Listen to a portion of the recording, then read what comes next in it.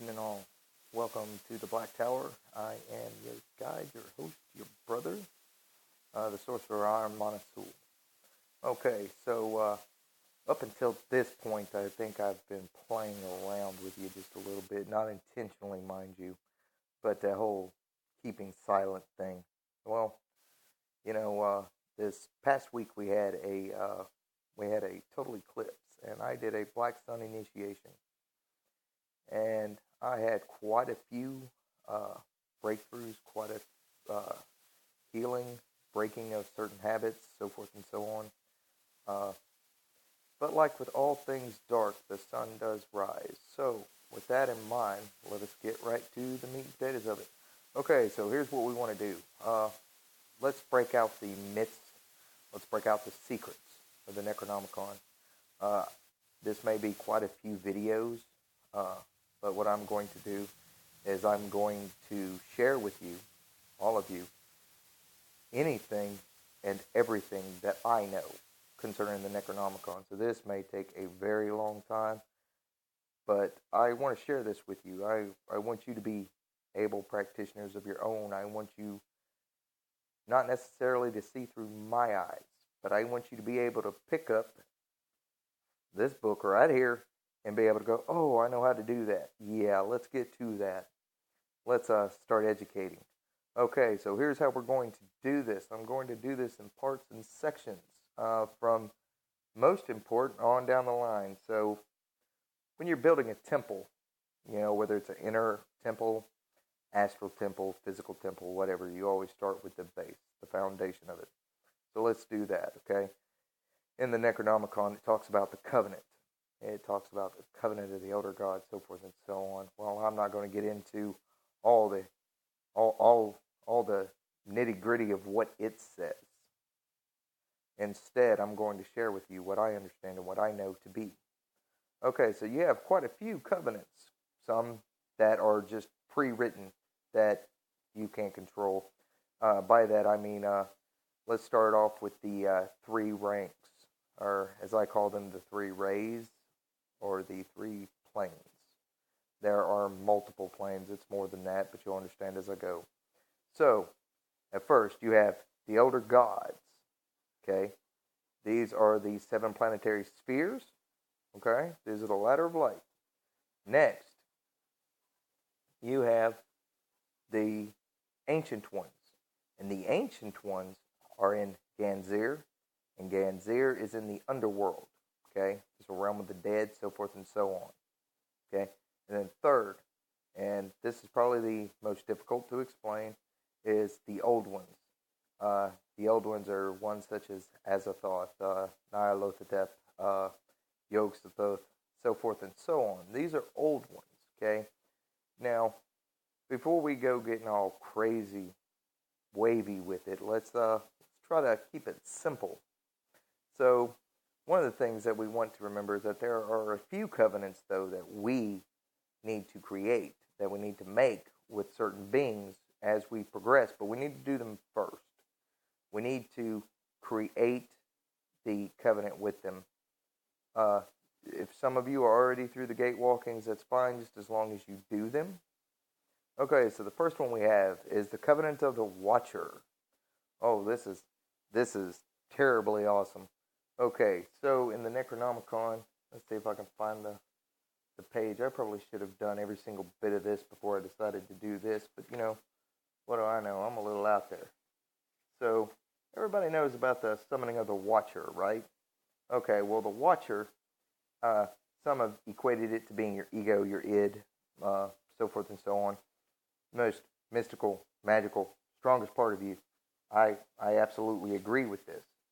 I think that it's very true that it very much is such, okay? So I'm not going to disagree with that, but instead what I want to do is, if I can ever find it, any other time this stuff would be bouncing out at me,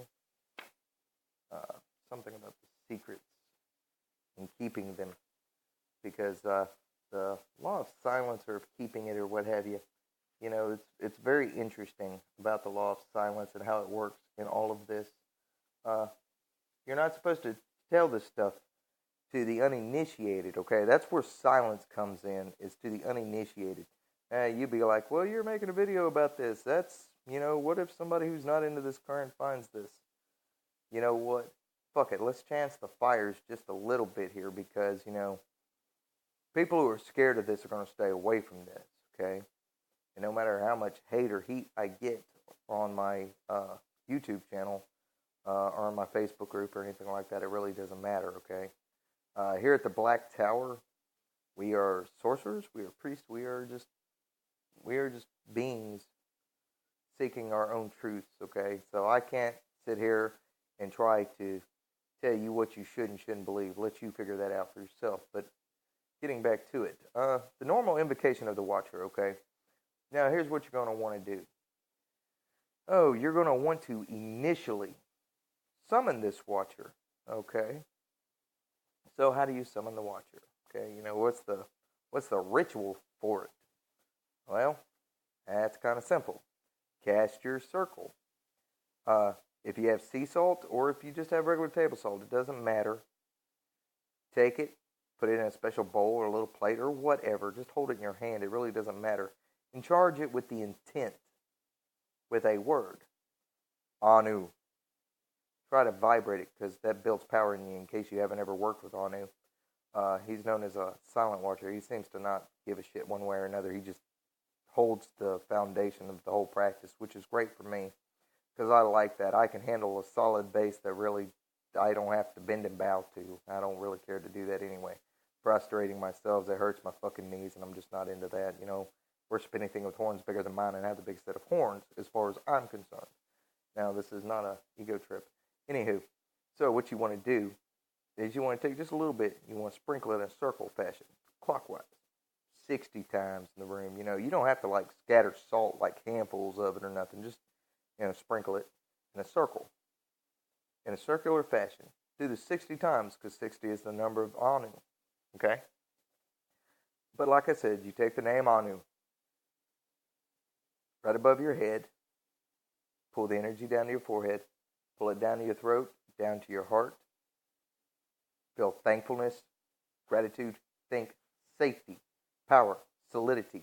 Draw it all the way down to the root chakra if you need to. Whatever does it. But bring it back up to your heart center and just let Thanksgiving fill you. Let thankfulness, think, somebody came through, and let's say that you won $1 million, okay? You know how thankful and how gracious you're going to feel? You want to recreate the feeling because that's your intent, that's your magical intent, is thankfulness, appreciation, okay? And anyway, and in it you're going to connect it with the word Anu, with the name Anu. And you're going to build up power. You're just till you feel yourself bursting with it. And then you're going to vibrate the name Anu, Anu, Anu. Do it as many or as few times as you feel, but till you feel it just pressed up in your hand where your salt is. And then you're going to take some of this salt and you're going to sprinkle it. You can use your other hand. You don't have to use the same hand that's holding it. You use your own guidance there on that one. I'm not trying to make you sound like an idiot. I'm sorry. I don't mean to talk down to you. But anyway, what you want to do is you want to sprinkle your salt 60 times in the area that you're going to be doing this right in. Because after you've built and charged up the energy, pushed it into the salt, then you're going to sprinkle it 60 times around the room. Because like I said, 60 is equal to the number of Anu. All right? Now, the next thing you're going to want to do is you're going to want to make you a what is known as an agamasaratu. It can be a stone bowl, and on it, you want to have 3 symbols. The Ara, the Aga, and the Bandar. It doesn't matter if they're side by side. It doesn't matter if they're straight up. On my agamasaratu, they're on top, and there is what looks like a zenith, for some reason it's leaving my head. No idea. Like a pyramid with a long beams on the side. Anyway, neither here nor there. Anyway, you're going to want to put those 3 symbols on there. Now,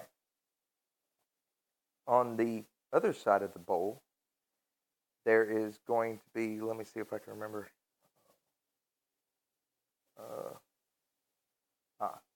Anyway, so the Bandar is the symbol of the Watcher, okay?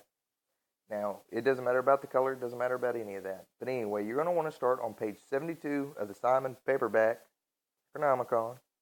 Okay. You're going to want to start with it says raise the copper dagger of Anana of the calling and so forth and so on. So you got to have all this stuff, right? Yeah, well, let's get back to that later. Right now, we're just trying to do the groundwork, okay? We need to make covenants before we worry about the rest of it. Okay, so for the first one, we're going to do the normal invocation of the Watcher on page 72. Ea Masaratu, I conjure thee by the fire of Gira, the veils of sunken Valonai, and by the lights of Shamash, I call thee here before me in visible shadow, in beholdable form, to watch and protect the sacred circle. This holy gate of, and then it's got an N. Well, you would only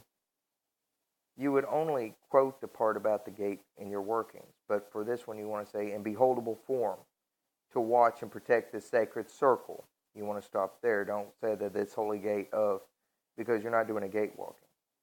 May he of the name unspeakable, the number unknowable, who no man hath seen at any time, who no geometer measureth, whom no wizard hath ever called. I call thee here now. And then becomes the three invocations of the three great watchers. Rise up by Anu, I summon thee. Rise up by Enlil, I summon thee. Rise up by Enki, I summon thee. Cease to be the sleeper of Egura. Cease to lie unwaking beneath the mountains of Kur. Rise up from the pits of ancient Holocaust. Rise up from the old abyss of Non-Maratu. Come by Anu, come by Enlil, come by Enki. In the name of the covenant, raise up before me. And then it's got some callings. Now that right there, I've already gained the attention of a few things here. I can already feel it. That's neither here nor there. But the next part, the words of power, the Ia Masaratu, Zikia Kampa, Bagolo Molonet Kia Shata. Okay, now at this point, you got your bowl out. You are going to feel the power and the presence. Now, thankfully, you've cast a circle for this because it gives a lot of warnings about how unfriendly the Watcher is. Okay? But it is at this point, we're not going to work on the fear mongering and, oh, I'm so afraid. Fuck fear, man. Fear equals failure. So, let's go with this just a bit. So, anyway, you're at this point, you've done this. You should have in your bowl, you should just have it marked with the three seals, set right there on your altar. Circle cast about you. When you've done this conjuration, a being will come. You will feel powers. They will. They are very real, whether they come from inside or outside. It doesn't matter, between the angles, whatever. But anyway, once it comes, and it will come, whether you can see it or feel it, like let's say that you're not psychically as open or as aware, that's fine. Close your eyes if you have to and feel the energy that surrounds you. Most importantly, try to pay attention. Focus your attention, your psychic attention, outside of the circle, because there is a being and it will come. You said cease to be the sleeper of Agura. Agura is the graveyard of the underworld. You are raising a dead god. Now, I won't go into the full details of this until much later on. But let us think on this one for just a moment. You know how like when you first wake up, they say breakfast is the most important meal of the day. Well, let's imagine that you're waking a sleeping God. He's been sleeping forever and a day. Oh, he's hungry. It's a very good thing you have a circle about you because he's hungry. Wants something to eat. This isn't to put you in fear. This is to respect the powers that be. This teaches you discipline, focus, control, and honor, which is a form of dignity all itself. Now, it is at this point that you need to not necessarily bow to it, but you need to acknowledge it. Acknowledge its presence. Believe it's there. Know it's there. And what you're going to want to do is beforehand, you're going to want to have sandalwood incense, cedar incense, anything like that. Anything that's woody like that. Okay? And it is at this point that in the center of your bowl, If you've got the cones, all the much better. Put your little round cone burner dead center of it. Put the cone in it. Light it. Offer it to your watcher, saying these words: "This offering I give to thee, O thou watcher of me. Thou who art my guardian, thou who art my guide, thou who art my friend, thou who art a friendly spirit unto me, thou who art my watcher." It is at this point that you sit in silence. It is important that you allow the incense to fully burn out. And at the time, sense, feel, see, however you can, imagine it in the greatest ability you have, that there is a being who is feeding off the energy of the offering that you gave them. Okay? Now this is important that you understand this part.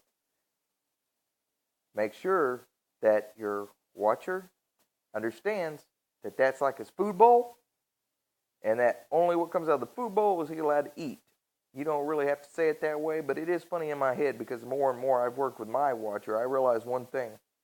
I can understand where in the necronomicon it says sometimes it appears like a large wolf, and I was like, yeah, that is very Anubis-like, and because it comes from the underworld, that's a neat thought or connection. So, when you have a dog, you have a food bowl, so it's like, you my dog, Blue, you my dog, however you want to look at it. Now, you want to be serious during your rite and your ritual because it's important that you understand that you have awoke a very old being that has existed even before the ancient ones, because the race of the Watchers are actually as old, if not older, than the ancient ones, which are Tiamat, Kingu. These are the ancient ones, okay? But the race of the Watchers are much older. Matter of fact, they had an agreement with the ancient ones, and they stepped aside during the battle with the elder gods. And in this time, elder gods took rule. The Watchers are like, okay, I see how this is. When they watch, because that's how they learn. There are so many things that they know. And as you gain a connection with your watcher, you're going to be able to communicate with it, talk with it, so forth and so on. It's going to tell you things. You want a very important thing here is that every 28 days, it must be fed, okay? Once every 28 days. Think of a moon cycle. We're not talking about a month. Oh, I forgot a few days later. No, before you do a gate walk and before you do any kind of ritual, if it's been 28 days, you need to feed your watcher.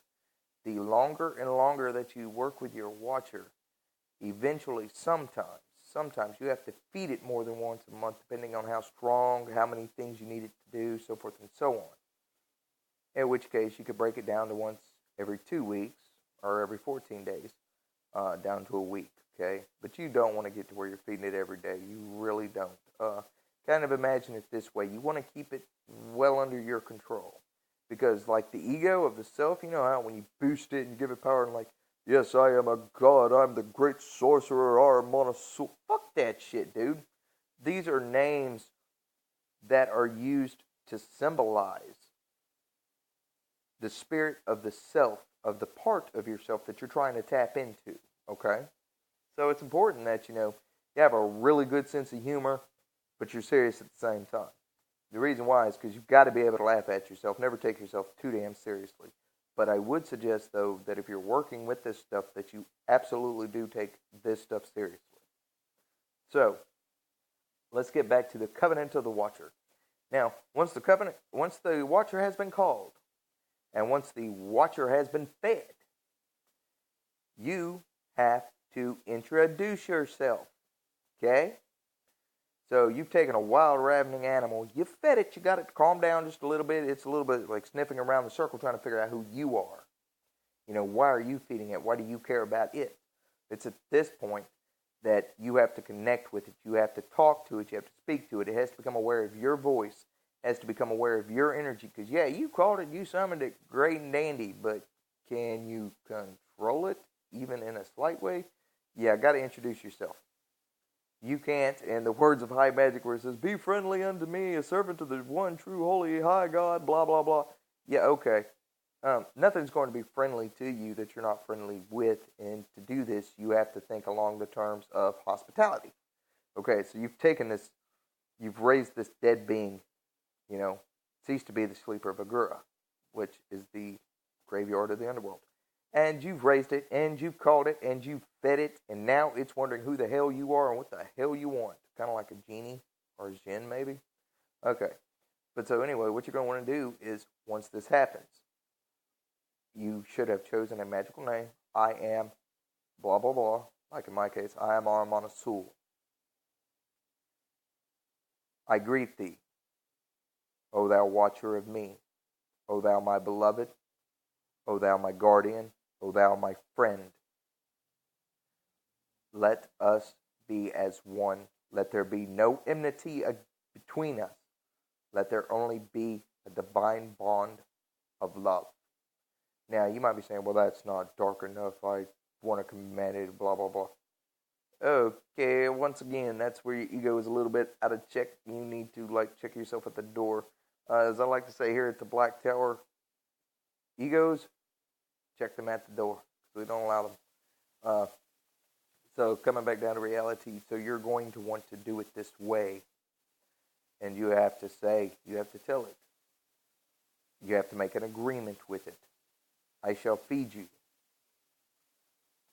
as I give you offering. May it strengthen, nourish, and sustain you. I ask of thee, come when I call thee. When I have need of thee, watch over me as I sleep. Watch over me as I go out when I have need and I have called upon thee. And in return, I shall give thee offerings of friendship, for nothing is free. When you've done this, you can end it any way you want to. Blessed be, promoted be. Whatever you want to do, it doesn't really matter. You take your pick, man. The necronomicon didn't really go, oh, you should do it this way, you should do it that way. Yeah, 21 years, I'm still learning shit. But it's really cool stuff, and I wanted to share this because 21 years of this, please. And I've looked at the videos online. They ain't nobody giving these details, and I'm like, what the hell? Everybody wants to keep, it's like, oh, it's because it's a rule. You got to be silent. And I'm like, yeah, well, how are the new people supposed to know what the hell they're doing? Oh, buy my book. I know all about this. I know all about that. Yeah, I tried making a book about this. Come to find out, can't really do it like that because, so many laws and rules, something about plagiarism and all this other crap. I'm like, fuck it. Put it on here. Because I don't really care. Just so long as there are others out there who seek to know the truth, who actually wish to work with this. Now, that being said, let's get back to it.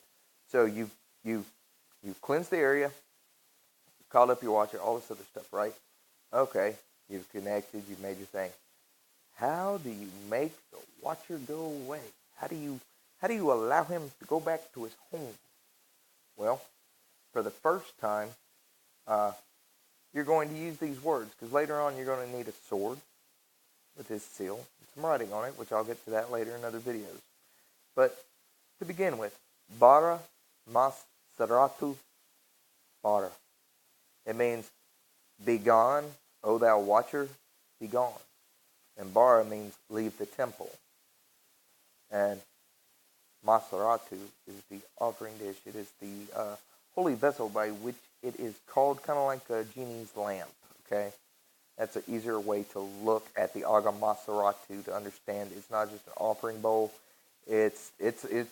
Well, I'm going to go all out and everything I can understand, everything I know, as we go along. So after you do the Bara Masaratu Bara, then he goes. Close your circle down. Close your circle. Give thanks to the quarters, or however you did it. It doesn't really matter. Okay, so this was the video on the Covenant of the Watcher. I sincerely hope you enjoyed this. I hope you got something out of it, because I myself feel like, I kind of winged this.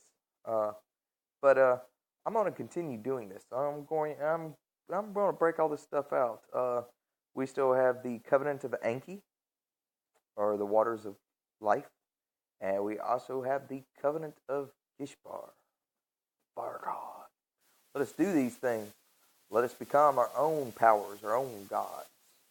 Let us become our own enlightened beings. Let us do the thing that we do, that voodoo that you do and that I do so well. All right, brothers and sisters, much love.